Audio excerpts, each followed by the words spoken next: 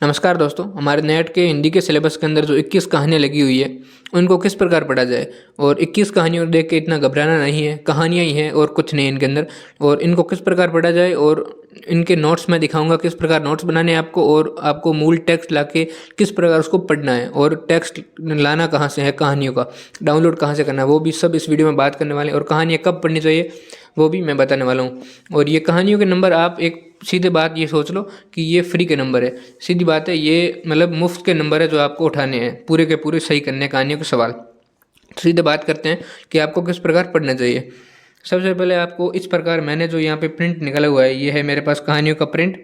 आपको इस प्रकार प्रिंट निकालना है। ये है प्रिंट का फर्स्ट पेज है, ठीक है। ये यहाँ पे स्पाइरल लगा हुआ है। आपको इस प्रकार एक पूरा मतलब कहानियों की PDF का प्रिंट निकालवाना है। उसके बाद ये है सारी 21 कहानियाँ, ठीक है। इन कहानियों को आपको मैंने इन 21 कहानियों को मतलब एक बार पढ़ने के बाद इस प्रकार इनके सन वगैरह लिख लिए थे। और ये जो साइड में लिखा हुआ है ना, ऑप्शन ऑप्शन लिखा हुआ है यहाँ पे लाइन पात्र लाइन, ये मैंने क्यों लिखा, इसका एक कारण है। उसका कारण ये है कि ये जो 21 कहानियाँ हैं ना, ये मैंने दिसंबर 2025 के लिए प्रिपेयर कर रहा था। तो ये जो पेंसिल से लगा हुआ है ना साइड के अंदर, ये सब आए हुए थे जून 2025 के अंदर। जून 25 के अंदर इनसे सवाल आए थे, मतलब इन कहानियों से ये सवाल आए थे। यानी एक टोकरी पर मिट्टी से ऑप्शन का सवाल आया था कुछ, और एक चीफ की दावत से कहानी आई थी, और सिक्का बदल कैसे पात्र आए थे, और फिर गैंग्रीन मतलब इसके अंदर यज्ञ की कहानियों का क्रम आया था। इस प्रकार मैंने एनालिसिस किया था कि किस प्रकार पिछले बार आए थे और अगली बार किस प्रकार आ सकते हैं। आपको भी इस प्रकार एनालिसिस करके पढ़ना है ताकि आपकी तैयारी थोड़ी अच्छी हो सके। थोड़ी स्मार्ट स्टडी आपको करनी पड़ेगी, नहीं तो सारी कहानियों पर आप ज़्यादा मतलब एक तरफा ध्यान आप नहीं दे सकते। थोड़ी कहानियों को थोड़ा ज़्यादा पढ़ो जो पिछली बार नहीं आई है, इस प्रकार आप, ठीक है। इसके बाद देखो, ये चंद्रदेव से मेरी बातें कहानी है, तो ये है उसका पहला पेज है। तो यहाँ पे ये भवदेव पांडे की एक लाइन नेट के अंदर आई हुई थी, नेट 2021 के अंदर, तो वो मैंने यहाँ पे इसके ऊपर लिख दिए। और ये मेरे नोट्स नहीं है, नोट्स अलग है, ये कहानी की PDF है।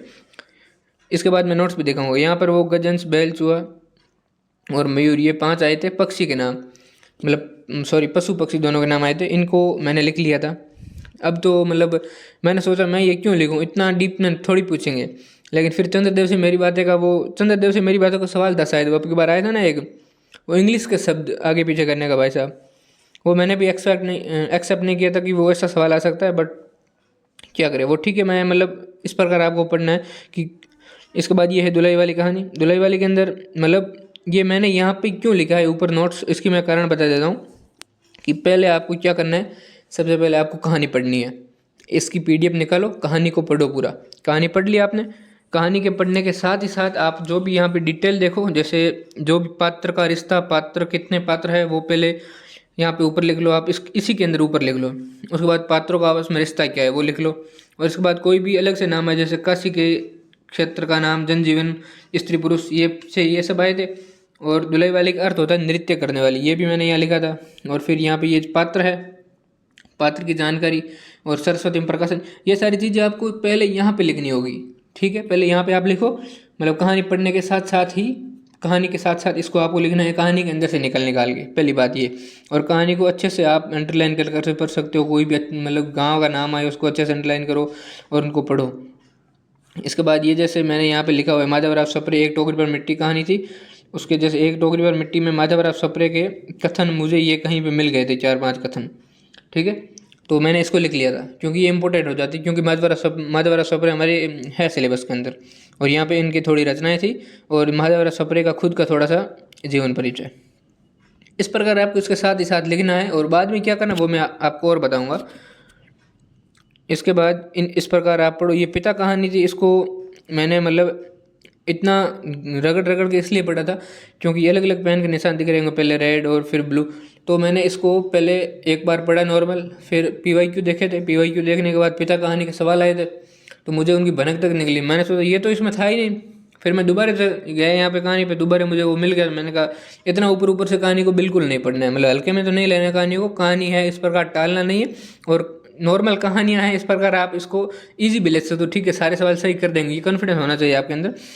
और फिर जो मतलब नॉर्मल ये पिता कहानी, इसका आपको पूरा सार समझ आना चाहिए। हर कहानी का आपको पहले मतलब मूल तत्व तो समझ आना चाहिए। कोई भी कहानी का जैसे नाम आ जाए, सवाल के अंदर है, ठीक है। तो आपको सबसे पहले क्लिक होनी चाहिए, पूरी कहानी आपके दिमाग में आ जानी चाहिए, ठीक है। इस कहानी की ये स्टोरी है, वो आपको याद आनी चाहिए। उसके लिए आपको कहानी को 2-3 बार आपको पढ़ना पड़ेगा, ठीक है।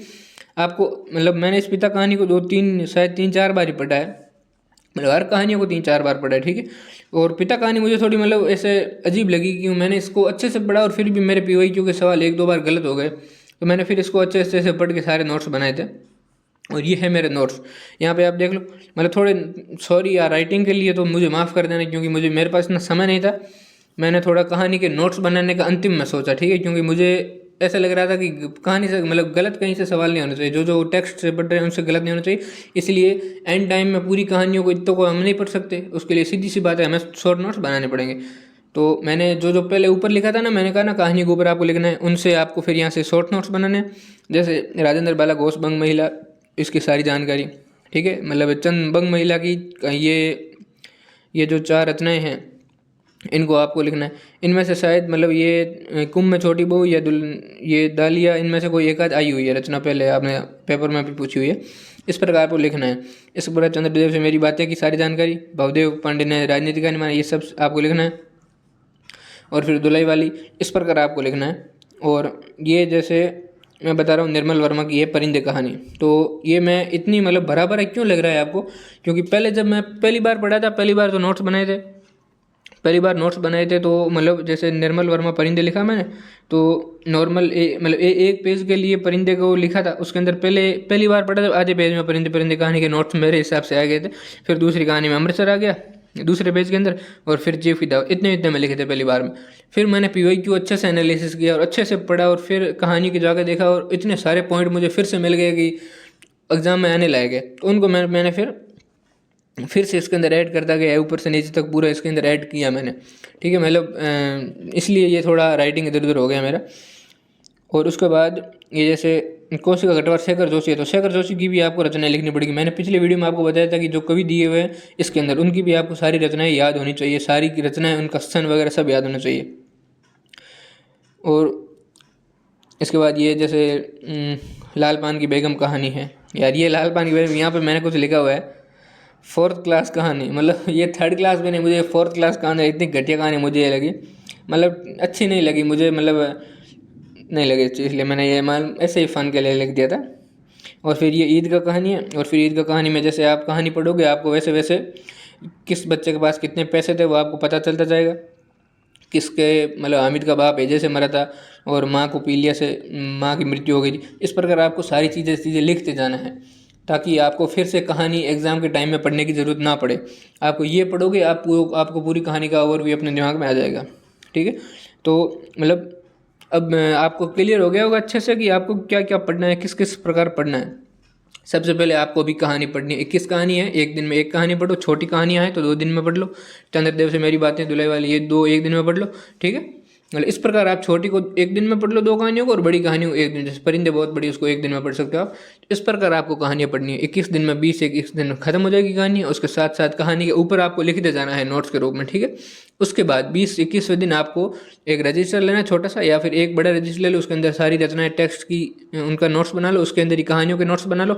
और फिर पहले कहानी से लगा के आपको अंतिम कहानी तक आपने जो जो इंपॉर्टेंट पॉइंट लिखे हैं उनको हर कहानी को एक पेज दो, ठीक है। मेरा इतना गड़बड़ हुआ आप देख सकते हो, मतलब जैसे इतना बड़ा बड़ा पेज है, तो आपको भी एक पेज या थोड़ा आप डेड पेज दे सकते हो, तो अच्छे से पेज दो, खुला खुला लिख दो कहानियों को, और फिर दोबारा उन सिर्फ नोट्स को पढ़ो 1-2 बार, ठीक है। उसके बाद जैसे महीना 1.5 महीना हो जाए एग्ज़ाम को, शायद 1 आध महीना बचे, आज के बारे में बात कर रहा हूँ, 2 महीने बाद आपको फिर कहानियों को पढ़ना है, 21 कहानियों को फिर से पढ़ना है पूरा, नोट्स नहीं पढ़ने, 21 कहानियों को पढ़ना है पूरा।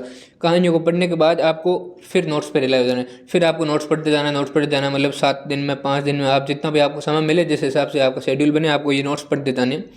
और फिर आपके एग्ज़ाम के 15 दिन पहले आपको फिर से कहानियाँ पढ़नी है, और मतलब फिर फास्ट कहानियाँ पढ़नी है। ऐसा नहीं कि आप फिर से एक पॉइंट पढ़ो, ऊपर से बहुत एक बार देख के आपको चले जाना है। उसके बाद सिर्फ आप 15 दिन तक इन नोट्स पर रह सकते हो पूरी तरह से, और इस प्रकार आप इन कहानियों को कंप्लीट कर सकते हो। और एक काम आपको और करना है, ये जो 21 कहानियाँ है ना, इनके कहानी के जो सबसे पहले आपको नोट्स के अंदर ही सारी कहानियाँ लिखनी है, एक पेज के ऊपर कहानियों के नाम लिखने हैं। आगे उनकी सन लिखनी है, उसके बाद उनके मतलब कवियों के नाम लिखने हैं और कवियों की भी जन्म डेट लिखनी है। ये 4 चीज़ें आपको करनी इंपॉर्टेंट है, आप याद रखना।